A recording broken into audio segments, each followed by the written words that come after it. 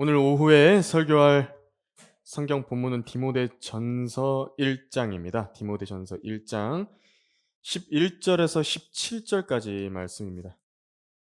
디모데전서 1장 11절에서 17절까지 말씀입니다. 하나님의 영광스러운 복음에 관한 것입니다. 복되신 하나님의 영광스러운 복음의 내용인데 우리 주 예수 그리스도의 은혜의 복음과 더불어서 죄인들을 은혜로 구원하신 것에 대해서 이 이름을 특별히 붙였습니다.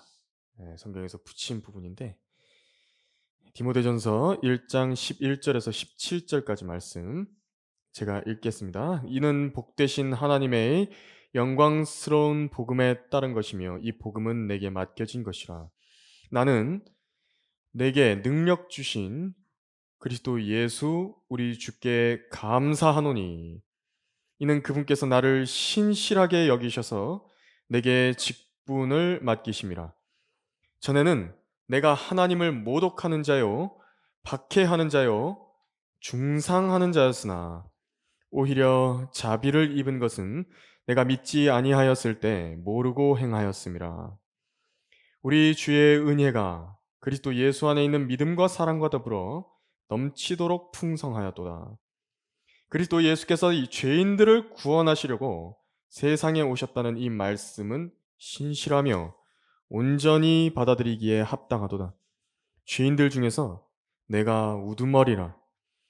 그러나 내가 자비를 입은 것은 이 때문이니 곧 먼저 내 안에서 예수 그리스도께서 온전한 오래 참으심을 보여주셔서 후에 그를 믿고 영생을 얻는 자들에게 본이 되게 하려 하심이니라. 이제 영원하신 왕 썩지 아니하시고 보이지 아니하시고 홀로 지혜로우신 하나님께 존귀와 영광이 영원무궁토록 있을지어다. 아멘. 오늘 오후 설교의 제목은요.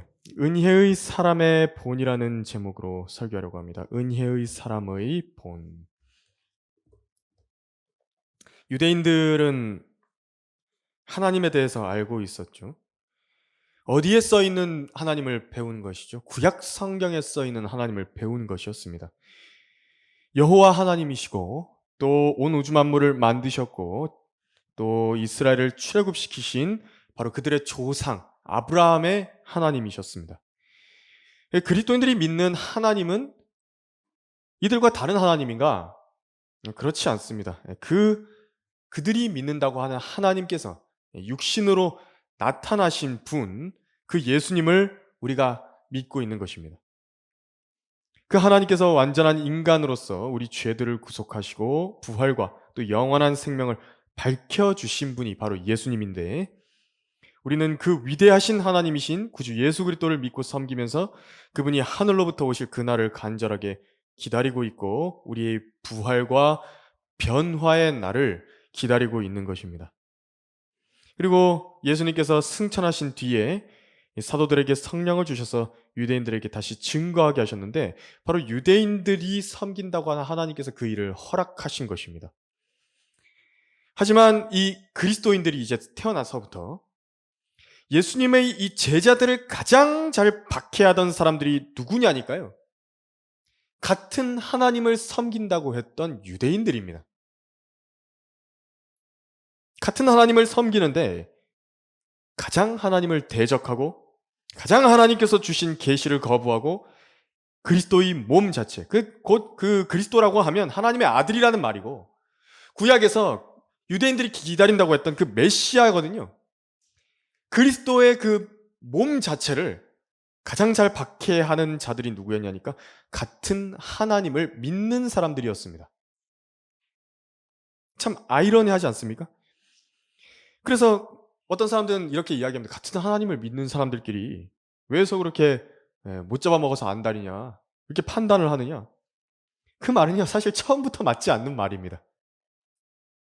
그리스도인들이 태어났을 그때부터 이미 맞지 않는 말입니다. 한쪽이 그렇든 두 쪽이 다 그렇든지 어떤 쪽이든지 하나님의 명령과 그 계시와 지식에서요 벗어나서 하나님의 말씀에 불복종하고 있다라고 하면 그 사람이 아무리 자기 자신을 속이면서 좋은 의도를 갖고 열성적으로 하나님을 섬긴다 하더라도요, 그것이 하나님을 모독하는 것이 될 수 있고, 하나님을 박해하는 것이 될 수 있고, 중상하는 것이 될 수 있다라는 점을 알아야 하는 것입니다. 여기 오늘 그 일에 가장 앞장서 있었던 한 사람이 나옵니다. 바로 바울입니다. 가장 그 일에 앞장서 있었다고요. 이 점에서 비추어 볼 때 오늘날의 유대인들, 로마 카톨릭, 개신교인들, 러시아 정교회, 그들이 같은 하나님을 믿고 있다. 그 말은 사실 아무 의미가 없는 말입니다. 별로 의미 없다고요, 그 말이. 하나님께서 성령을 통하여 주신 위대한 계시인 진리의 성경에 따라서 하나님을 섬기지 않는다. 그렇다면요, 그 사람은 미혹당해 있는 것입니다. 하나님을 잘 섬기는 줄 알고 있는데 사실 그것이 미혹당해 있는 상태라는 겁니다. 바울이 이렇게 썼습니다. 디도서 3장 3절에서 우리도 한때는 어리석고 복종치 아니하며 미혹당하고 여러 가지 욕심과 쾌락에 종노릇하며 악과 시기 속에서 살고 가증스러우며 서로 증오하는 자였다라고 말했습니다. 바울이 그 유대교에서 하나님, 구약의 하나님, 그 출애굽시키시고 이스라엘의 그 카나안 땅으로 인도하셨던 바로 그 하나님을 섬기고 있었는데 그것을 보고 그 자신이 미혹당했었다라고까지 이야기를 한 것입니다. 구약의 율법 박사급이었죠. 그 바리새인으로 살았던 것입니다. 바울은 그 행위가 율법에 따라서 흠이 없었다 그랬습니다. 율법에 비춰봤을 때 흠이 없는 의를 가진 사람이었다고요. 하지만 그것만으로 하나님 앞에 모든 것이 용납이 되는 것이 아니라는 점을 지금 바울은 그 자신이 말하고 있습니다. 하나님의 계시를 거부해 버렸다고요. 하나님께서 새롭게 보여주신 지식이 있고 새롭게 보여주신 계시가 있는데 그것을 거기에 순종을 안 했다고요. 그랬다라고 한다면 그 사람이 하나님을 대적하는 사람이 되어버리는 것입니다. 나는 이제까지 조상들이 하던 대로 최선을 다해서 주 하나님을 섬겼습니다. 우리나라에도 그런 사람 많지 않습니까? 우리 집안은 3대에 걸쳐서 기독교 집안이다. 우리 조상들에 맞춰가지고 내가 하나님을 어떻게 섬기는 줄 아느냐. 그 말이 의미가 있으려면요, 하나님께서 보여주신 계시가 있다, 지식이 있다, 거기에 순종해야 되는 것입니다. 그러니까 뭐 신천지 이만희가 봤다 그런 계시 말고요, 성경에 써 있는 계시. 그렇지 않다라고 한다면 그건 아무 의미도 없는 말입니다. 은혜의 사람이 되는 방법이 있습니다. 첫 번째로 우리가 분명히 알아야 되는 것은요, 지식이 없는 열성은 더 큰 저주를 가지고 올 수 있다는 점입니다. 향상된 계시가 신약에서 주어진 것입니다. 예수 그리스도를 통해서 신약을 통해서 주어졌다고요. 예수님께서 오시고 나니까 이 메시아의 오심이라고 하는 것이 한 번에 이루어지는 게 아니구나, 초림이 있고 재림이 있구나, 그걸 알게 된 것입니다. 근데 유대인들은 그걸 모릅니다. 그래서 메시아가 오면 종말이 그냥 와야 됩니다. 그걸 몰랐던 것입니다. 예수님이 오셨는데 예수님의 그 하나님께서 주신 그 증거들에 복종치 않고 순종치 않았더니 최악의 죄인이 되어버린 것입니다. 바울 자신이 열심히 유대인들이 하나님께 충성을 바쳐서 헌신적으로 예수 그리스도를 믿는다라고 하는 사이비 이단들을 처결하고 다녔습니다. 그 이단의 이름이 그 당시에 뭐냐니까 나사렛 이단입니다. 나사렛 이단이라고. 여러분 그거 아십니까? 근데 제가 얼마 전에 이제 공부하다가 알게 된 사실인데요, 나사렛이라는 그 말이 이제 히브리 말이거든요. 나사렛이 나차르라고 하는 동사에서 왔습니다. 그게 어디 쓰여 있는 건지 아십니까? 어디에서 쓰이냐면 시편 12편 7절에 하나님께서 말씀을 보존하신다 그랬을 때 그 보존이라는 단어가 나차르입니다. 보존 이단입니다. 신기하지 않습니까? 말씀 보존 이단이라고요. 나사렛 이단이라고요. 나사렛 이단. 그들을 잡으러 다녔답니다. 바울이. 그 1절에서 그래서 11절에서 그랬죠. 그것을 지금 말하고 있는 것인데 내가 전에는 13절에서 그랬습니다. 내가 하나님을 모독했다 그랬죠. 박해했다 그랬죠. 중상했다라고 말합니다. 하나님을 섬겼다고 생각한 그 일이 하나님을 모독한 일이었고 박해한 일이었고 중상한 일이었다라는 겁니다. 바울이 사도행전 9장에서 예수님을 이제 만나게 됩니다. 다마스커스로 가는 길에서 예수님의 이 모습과 음성을 듣고 또 보았습니다. 예수님이 뭐라고 말씀하셨냐니까 사울아 사울아 네가 왜 나를 박해하느냐라고 말씀하신 겁니다. 그러니까 하나님이신 예수님께서 지금 바울이요 교회를 박해했거든요. 교회를 박해했는데 예수님이 뭐라고 말씀하시냐니까 왜 나를 박해하느냐 그렇게 말씀하신 겁니다. 신기하죠? 또 여기서 뭐라고 말합니까? 사도 바울이 하나님을 박해했다 그런 겁니다. 그렇죠? 하나님이 바로 예수 그리스도신 것입니다. 그리고 그분의 몸이 교회인 겁니다. 그러니까 그분의 몸을 공격했다라고 하는 것은 예수 그리스도를 공격한 겁니다. 그것을 예수님께서는 바울이 가시체를 걷어차고 있는 것이다라고 예수님께서 알려주셨습니다. 와, 이것만큼 정말 바울의 인생에서 충격적인 일이 있었을까요? 바울만큼 도덕적이고 종교적이면서 하나님을 열심히 섬기던 사람이 가장 최악의 죄인이 돼버린 겁니다. 지식이 없었더니요. 죄인들 중에서 우두머리가 되는 그 죄인이라는 평가를 받게 된 겁니다. 사람들이 하나님을 미워하는 이유, 예수 그리스도를 믿지 않으려는 이유, 예수 그리스도를 미워하는 이유가 바로 이것입니다. 자기의 종교심과 자기의 신앙심과 자기의 선행과 열심을요. 하나님께서 안 받아주십니다. 안 받아주신다고요. 그래서 싫어하는 겁니다. 그리고 뭐라고 말씀하셨습니까? 죄인이라고.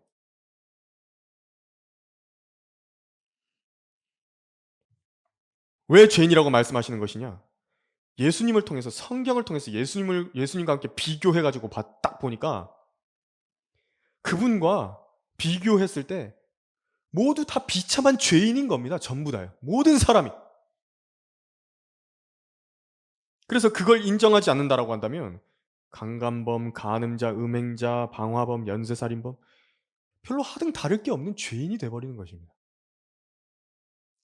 구약을 따라서 열심히 살던 사람이 신약의 새로운 계시가 주어졌을 때 복종하기가 여간 어려운 일이 아니었을 것입니다.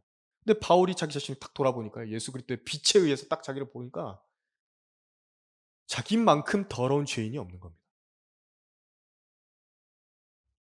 바울은 사실 거의요 구약의 재판관 같은 사람입니다.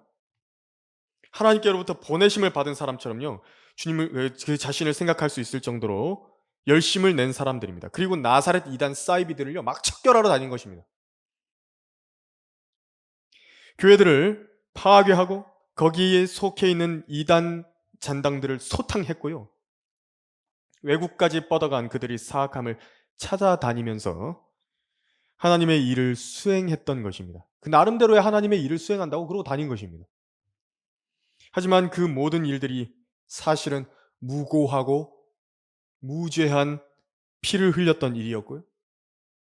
단순한 그냥 무죄한 피가 아니라 그리스도의 몸 자체를 피 흘리게 하는 것입니다. 그 예수님을 구주로 믿은 사람들은 침례를 받아가지고 그리스도의 몸 안으로 들어간 것이거든요. 그 그리스도와 하나 된 사람들을 공격한 것입니다. 이것이 지식 없는 열성의 저주입니다. 지식 없는 열성의 저주라고요. 13절에서 그래서 끝에도 한 번 더 말씀하시죠. 내가 믿지 아니하였을 때 모르고 행하였습니다. 몰랐다고. 근데 그거 아십니까? 알아야만 하는 일이 있는 겁니다. 거기에 꼭 알아야 되는 것에 게을러 버리면요. 하나님을 대적하는 사상 최대의 죄인이 될 수 있는 것입니다. 알아야만 한다고요. 알아야만 하는 것들이 있다고요. 내가 어디서 와서 어디로 가는지, 내가 죄인인지 의인인지, 하나님의 심판이 있는지 없는지, 내가 구원받은 사람인지 아닌지 알아야만 한다고요. 그만큼 중요한 게 어디 있습니까, 세상에.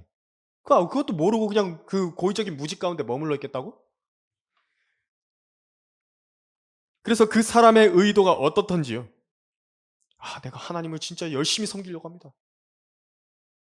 그 의도가 어쨌든 그 둘째 문제입니다, 그것은. 성경에 대한 지식, 이거 올바로 있어야 됩니다. 분명히 알아야 된다고요. 변개되지 않은 성경에 대한 분별. 그거 역시요. 그냥 제쳐놓을 문제가 아니라는 겁니다. 그 성경 문제를 어떻게 뒤로 제쳐놓고 이야기를 할 수가 있는 것이죠? 하나님께서는 그런 중대한 사항에 대해서요. 변명을요. 들어주지 않으십니다. 나는 그래도 모르고 했으니까 하나님께서 봐주실 것이다. 그럴 수 있는 문제가 있고요.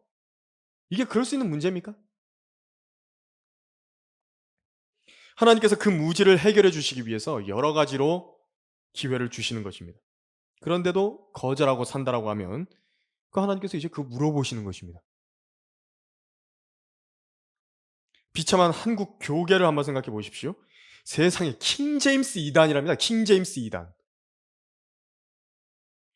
세상에 이런 역사에 무지하고 바보 같은 소리가 어디 있습니까, 세상에. 종교개혁 원문을 개신교 종교개혁에서 나온 그 개파 아닙니까? 300년간 개신교회에서 아무런 이견 없이 받아들여져 왔고 그 성경을 통해서 부흥의 시대가 왔고 심지어 그 이름을요. 뭐라고 불렀냐니까 사람들이 오톨라이스트 버전이라고 불렀습니다. 이것은 그 번역자들이 붙인 거 아닙니다. 제임스 왕이 그걸 붙인 게 아니라고요. 오톨라이스트라고 하는 것은. 그거 성도들이 부른 겁니다. 성도들이. 오톨라이스트 버전이라고 하는 게. 그게 무슨 뜻입니까? 공인됐다는 말이죠. 승인됐다라는 말입니다. 근데 이단이라고요? 이 비참한 대형 기독교 교단입니다. 이거보다 더 멍청한 일이 어디 있습니까, 세상에. 자기들이 보고 있는 개혁 개정판이 카톨릭 헬라어 원문 계열이다. 그거 모르는 겁니다. 카톨릭 성경이다. 그걸 모릅니다. 그러면서 그런 무지를 드러내죠. 그리고 제대로 믿는 사람들한테 어떻게 하니까 활 시위를 당겨가지고 쏘는 겁니다. 같은 하나님을 믿는 사람들끼리 그렇게 할 수 있는 것입니다. 같은 하나님을 믿는 사람이 하나님을 제일 박해할 수 있다고요. 그러나 바울은 하나님께 자비를 얻은 것이고 주의 은혜가 그에게 풍성했으며 이제 자기가 제대로 된 걸 알고 난 그 회심의 순간 이후서부터는 확실히 돌아서서 자기의 행적을 평생 바로잡고요. 자기 과거를 평생 바로잡았다고요. 주 예수 그리스도를 신실하게 섬기는데 다 쓴 것입니다. 은혜의 사람이더라. 두 번째로 구원받은 후에는 모든 것이 새롭게 됩니다. 구원받고 났으면 이제 다 바뀌는 것입니다. 나는 내게 능력 주신 그리스도 예수 우리 주께 감사하노니 이는 그분께서 나를 신실하게 여기셔서 내게 직분을 맡기심이라. 12절에서 말씀하셨습니다. 여기서 내게 능력을 주셨다라고 쓰고 있는데 이 구절의 후반부에 나오는 바울에게 그 사도의 직분을 맡기셨다라는 것과 연결이 되는 것입니다. 이 말이요. 왜냐하면 이 능력은 영어로는 파워죠. 권세를 말합니다. 사도적인 권세를 이야기하고 있는 것입니다. 교회 안에서 직분으로 주어지는 것을 말할 때에 이 능력이라고 말하기도 합니다. 그래서 모든 그리스도인들에게는 복음 전파와 또 이제 형제들이라고 한다면 설교 이것을 할 수 있게 돼야 되고요. 이것이 이제 의무로 주어져 있습니다. 모두가 할 수 있습니다. 하지만 이제 직분은 다릅니다. 직분은 다릅니다. 바울은 침례에 순종하고 나서 곧바로 예수님을 전파했고 예수님께서는 즉시 그 바울을요 사도로 임명하시기 위해 그에게 아라비아로 내려오게 하셔가지고 계시와 소명을 맡기신 것입니다. 그러니까 구원받은 지 얼마 안 돼가지고 바로 사도가 된 것입니다. 이것은 왜 그러냐면 바울이 회심하기 이전에 예수님을 구세주로 믿기 전에 자신이 유대교에서 배웠던 구약 그 성경, 그 율법과 선지서들에 게시된 지식을 충분히 배웠기 때문에 가능한 일이었습니다. 그러니까 우리도 이렇게는 적용해 볼 수 있습니다. 한글 킹제임 성경도 마찬가지인데요. 이 성경이 주어지기 전에, 물론 이제 개역 성경이 변개된 헬라어 원문으로부터 나와 가지고 번역이 돼 가지고 올바르게 하나님의 진리의 지식과 또 올바른 교리, 건전한 교리를 조명하는 역할을 감당하는 데는 지금 현저히 떨어지는 성서는 맞지만요. 그래도 그 개역 성경이 하나님의 말씀이다, 이렇게 믿었던 사람들이 있습니다. 그것으로 진지하게 하나님을 찾아보려 하고 섬겨보려고 했던 사람들이 있는 것입니다. 거기서 다져진 여러 가지 소양들이 있죠. 그 하나님께서 올바른 성경을 알게 하신 뒤에도요, 그 소양들을 쓰실 부분들이 있습니다. 물론 이제 지식 같은 경우에는 이전 하도 그게 부패가 됐으니까 새 포도주를 새 가죽 부대에 담듯이 완전히 버리고 다시 채워 넣어야 마땅하겠지만, 지식은요. 그런데 적어도 그 소양 부분 말입니다. 소양. 그 몸에 배인 좋은 습관들 있죠. 성경을 읽는 습관이라든지, 예를 들어서 가장 기본적인 거 성경 순서 아는 것이라든지, 뭐 개인적으로 골방에서 기도하는 습관이 있는 것이라든지, 모임에 참석하는 습관이라든지, 기본적인 그리스도인들의 의무들에 대한 습관들이 있지 않습니까? 그리고 언어 생활, 행실과 또 생활에서 그리스도인들이 신앙에 합당하게 그런 건전한 모습, 그 소양들이 있죠. 그런 거 말하는 겁니다. 그러니까 한글 킹잼 성경을 알고 난 다음에도 하나님께서 그것을요, 하나님을 섬기는데 더 추진력 있게 쓰실 수 있습니다. 그것은 지식 말하는 거지. 문제가 되는 건 지식을 이야기하는 거예요. 교리가 제일 중요하니까요. 한편으로 성경대로 믿는 믿음의 대열에서 어린 나이에 이제 부모님을 따라서 교회에 다녔던 사람들이 있습니다. 이제 처음부터 그리스도인으로서의 기초를 닦아 나가는 사람들입니다. 그런 사람들 같은 경우에는 이 능력을 받게 되는 데에는 꽤나 오랜 시간이 걸릴 수 있습니다. 꽤 오랜 시간이. 디모데 같은 경우 얼마 걸렸냐니까 거의 10년 걸렸습니다. 10년.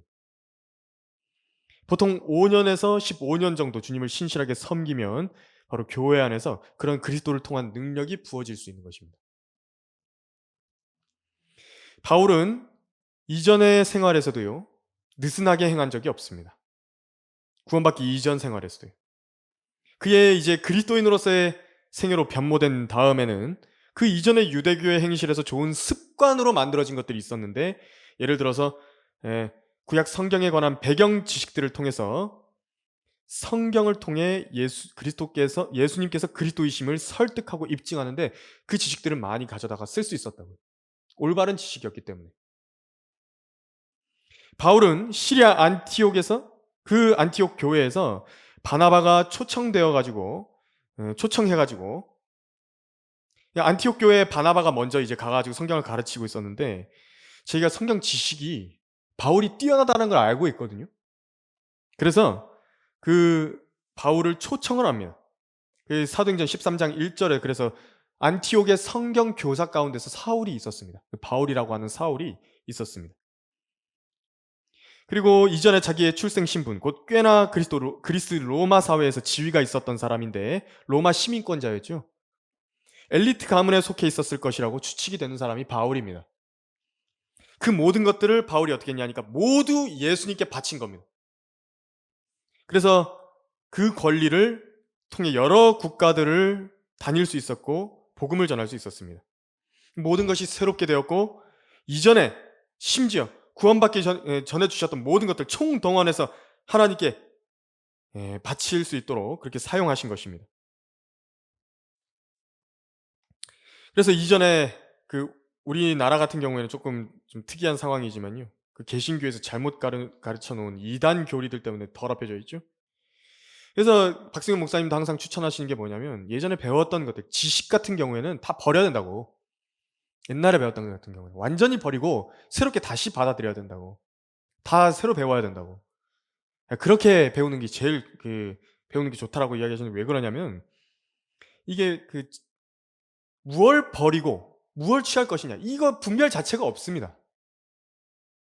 없는 상태라고요. 그렇게 지식이 있어야 그 분별이 생기는 것인데, 그래서 완전히 다 버리고 새로 배우라고 하는 것입니다. 성경대로 믿는 대열에 들어오게 되면 이전에 있는 것들은 다 옛날 것으로 다 이렇게 버려 버리고 이 새로 어 그 진리의 지식을 배우라는 것입니다.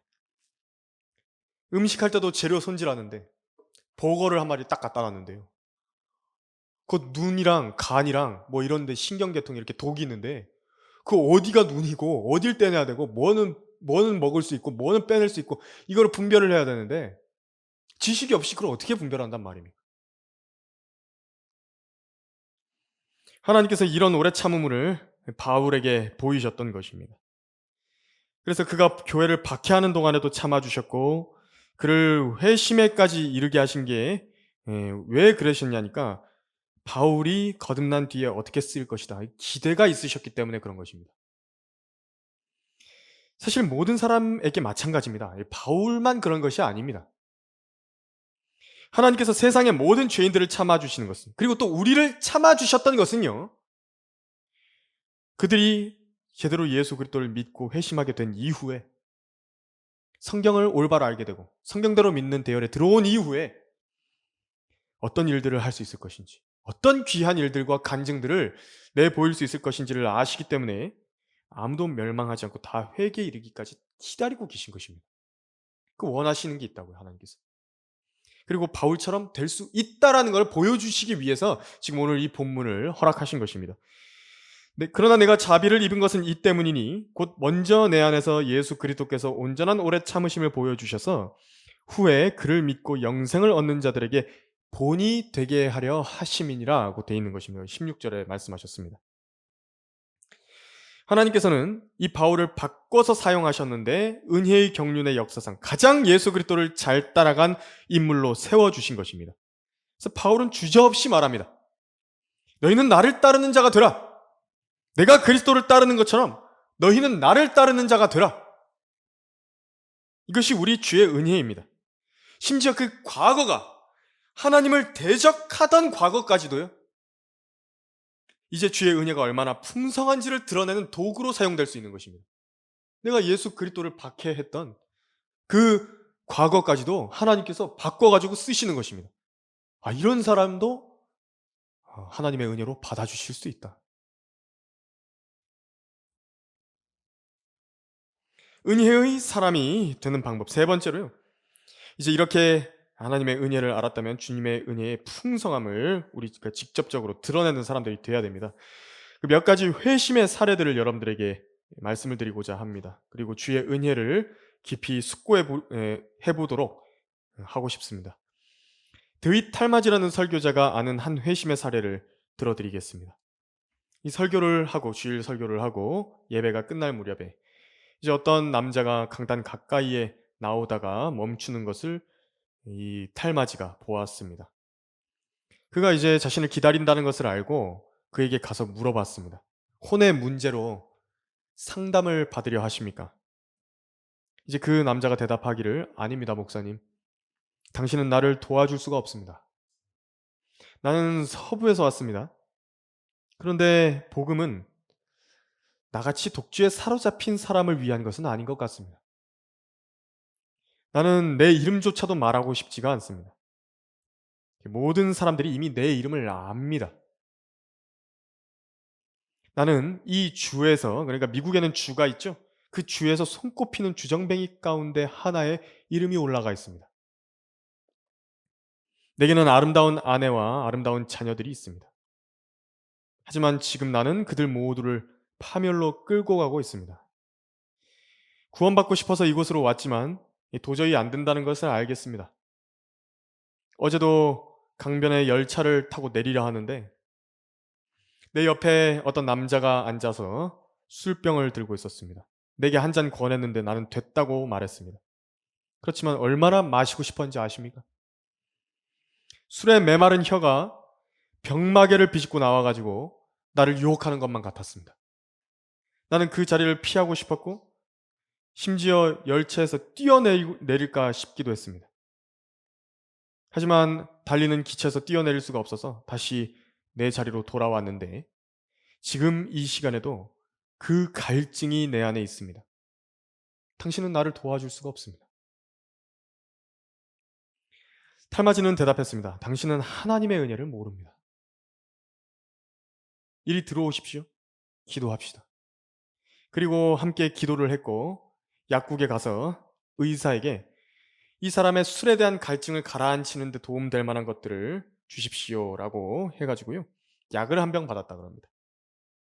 그리고 탈마지가 그거 한 병으로는 부족하니까 더 달라고 그렇게 해서 2병을 그 남자에게 주었다라고 했습니다.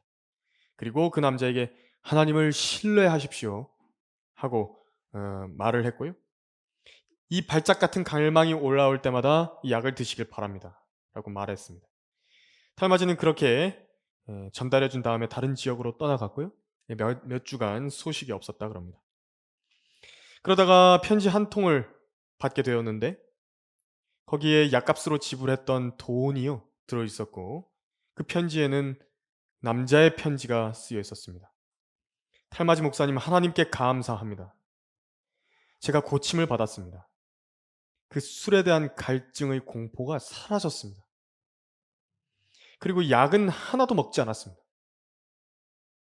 나는 지금 큰 홀 한가운데서 매일 밤 의와 절제와 다가올 심판을 설교하고 있습니다.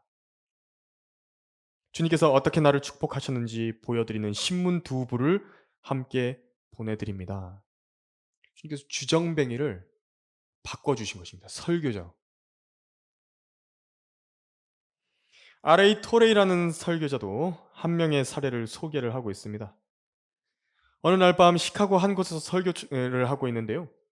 초청을 하니까 엄청 큰 체구의 남자가 자리에서 일어나가지고 초청에 응했다고 합니다. 예수님을 영접한 것입니다. 몸무게가 거의 한 130kg 정도 나갈 것 같은 그런 사람인데 속으로 R.A. 토레이는 오늘 밤 큰 물고기를 낚았다라고 생각을 했다라고 합니다. 집회가 끝난 뒤에 이제 그 사람에게 다가가서 이야기를 했는데 그가 이렇게 말을 했답니다. 제가 오늘 밤 어떻게 예수님을 믿게 되었는지를 말씀드리고 싶습니다. 나는 평생 교회에 다녔지만 비판을 하기 위해서 다녔습니다. 기도 모임에서 사람들이 일어나서 말할 때마다 그들의 말을 모두 다 내 수첩에 썼습니다. 그리고 그 고백이 삶과 일치하는지 주중에 추적하며 다녔습니다.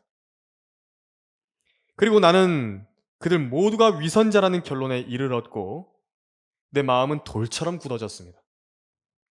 그런데 몇 달 전에 나는 크게 병이 들어서 의사들에게 시한부 선고를 받았습니다. 나는 죽는 것이 두렵지는 않았습니다.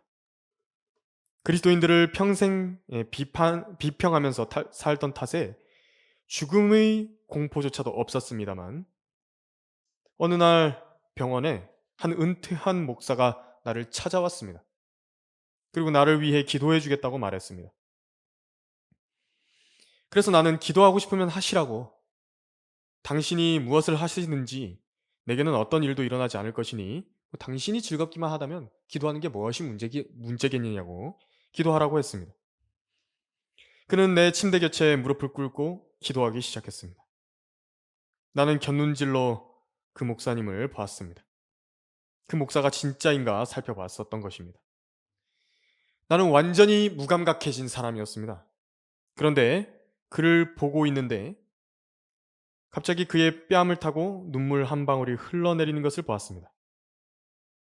그때 속에서 이런 생각이 들기를, 이 사람은 나와 전혀 아무 상관도 없는 완전히 낯선 사람인데 내 죄와 내가 잃어버린 상태라는 것을 알고 울어주고 있구나. 바로 그때에 그것이 내 마음을 무너뜨린 것입니다. 내가 오늘 밤 여기 있는 이유입니다. 내가 예수님을 믿은 이유는 바로 그 기도 때문입니다. 라고 했다라고 합니다. 그래서 이 R.A. 토레이라는 설교자는 첨언을 하기를, 우리가 논쟁으로 사람을 얻는 것보다 눈물 어린 기도로 더 많은 사람을 얻을 것이다 라고 했습니다. 우리 주의 은혜가요, 바로 이런 것입니다. 이 주님의 은혜라고. 주님께서도 어떻게 십자가에서 부르짖으시면서 우리 죄인들을 위해서 중보하셨는지를 보십시오. 그 은혜는 풍성하게 흘러내려서 그것이 사람들의 마음에 닿기만 한다라고 한다면 사람들을 거듭나게 하는 것입니다.